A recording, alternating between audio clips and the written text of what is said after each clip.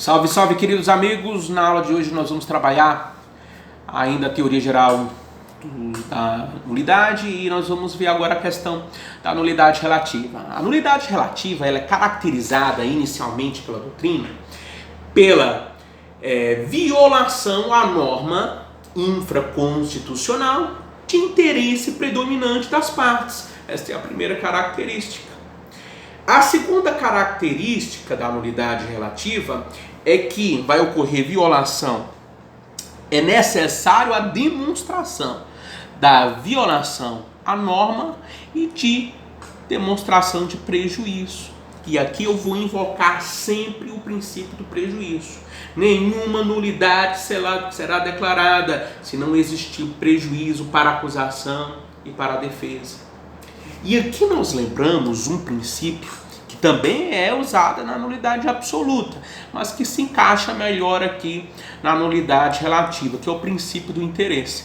O princípio do interesse tem previsão no artigo 563 do Código de Processo Penal, que diz assim: nenhum ato será declarado nulo se da nulidade não resultar prejuízo para a acusação ou para a defesa.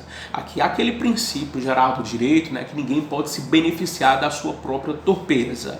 Então, às vezes a parte ela suscita uma nulidade e ela quer se beneficiar com essa própria nulidade que ela causou.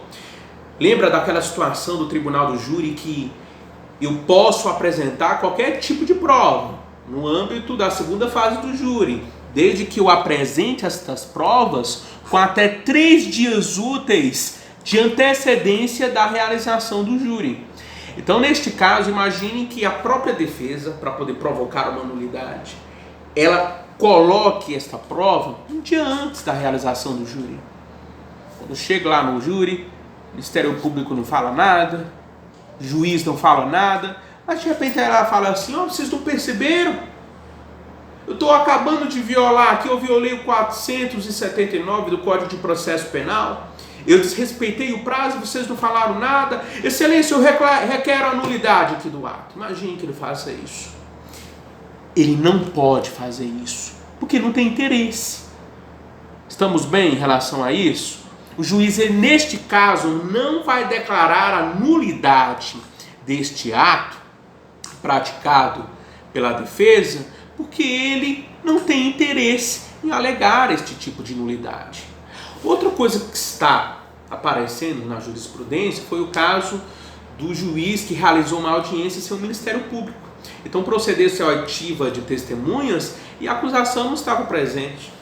A defesa não falou nada durante a audiência, mas no interrogatório, durante o recurso, porque o processo foi julgado procedente, o cliente dele foi condenado, suscitou uma nulidade, porque o Ministério Público não estava presente lá na audiência que foi ouvidas as testemunhas.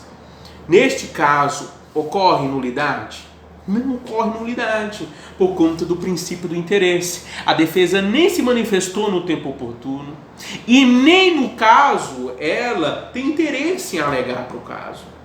Entenderam isso? Conseguiram compreender? Porque este tipo de prejuízo deveria ser apenas alegado pela acusação, se ocorresse efetivamente algum tipo de prejuízo para a acusação. Conseguiram compreender esta parte? Da mesma forma, lembramos o princípio da convalidação. Por quê? Aqui, nesta nulidade relativa. Porque presta atenção, aqui nós temos uma parte bastante sensível, porque a nulidade relativa ela deve ser alegada de imediato. Então, ocorreu um vício processual, imediatamente eu tenho que me manifestar contra, certo? Um outro exemplo que é trazido pela doutrina e que é caso de nulidade relativa é a situação em que o acusado ele não é advertido no seu interrogatório sobre o direito ao silêncio. Aliás, ele não tem ciência ao direito ao silêncio.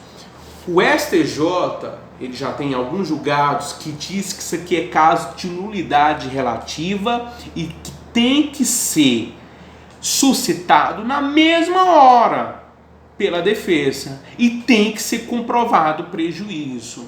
Pronto, esse é o entendimento do STJ que vocês precisam saber a respeito da nulidade relativa. Também, nulidade relativa em processo penal, e aqui, diferenciando do processo civil, pode ser declarada de ofício pelo magistrado. Muito bem, cuidado com esta informação. Estamos bem em relação a isso? Mas as partes, elas sempre devem alegar no momento oportuno. Acredito que vocês devem ter percebido a diferença, né, entre um instituto e o outro. Eu quero chamar a atenção para vocês na redação da súmula 523 do Supremo Tribunal Federal, que diz assim, que a falta da defesa constitui nulidade absoluta, mas a deficiência dela deve ser demonstrada em juízo. O que ele está querendo dizer aqui neste caso? Está querendo dizer que quando falta de defesa, nulidade absoluta.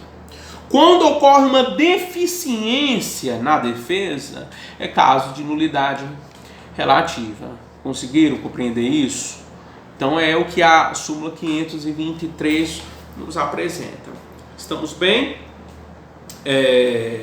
A outra modalidade de nulidade eu vou deixar para poder trabalhar com vocês na nossa próxima aula. Estamos bem assim, queridos amigos?